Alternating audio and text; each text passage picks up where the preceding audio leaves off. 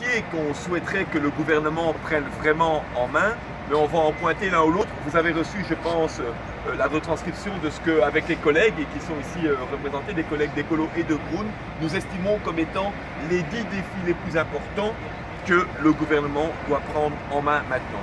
Je vais en illustrer 2 ou 3. Tout d'abord, il y a un énorme besoin qu'on arrête de subventionner les embouteillages. Ici, à la rue de la Loi, ça va encore, mais quand on arrive dans Bruxelles, on se dit que ces moyens qui aujourd'hui sont consacrés à subventionner les embouteillages sont très mauvais pour la santé, mais sont aussi très mauvais pour la politique de mobilité.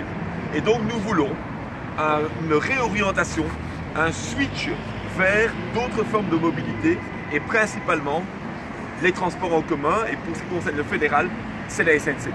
Un véritable plan d'investissement, et Stéphane et Marcel sont les parlementaires de référence sur le sujet, avec Muriel et Anne sur la santé.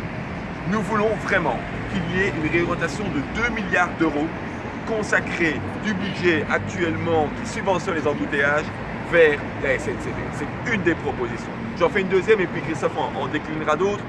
On sait qu'on vit aussi des temps troublés dans un contexte international. On a dimanche des élections en France, on a le Brexit, on a Trump aux États-Unis, on a cette méfiance grandissante de la part des citoyens. Au sein du Parlement, un groupe de travail renouveau politique a été initié.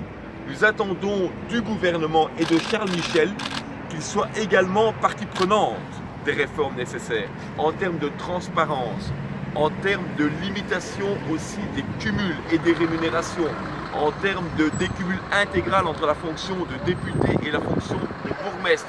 Tout ça, ce sont des matières sur lesquelles il s'est déjà exprimé, mais nous voulons aujourd'hui dire au Premier ministre, au boulot, au travail, il faut maintenant concrétiser. Il reste peu de temps, vous avez ici 12 parlementaires Écolo et Groen qui sont disponibles, eh bien avançons très vite au boulot.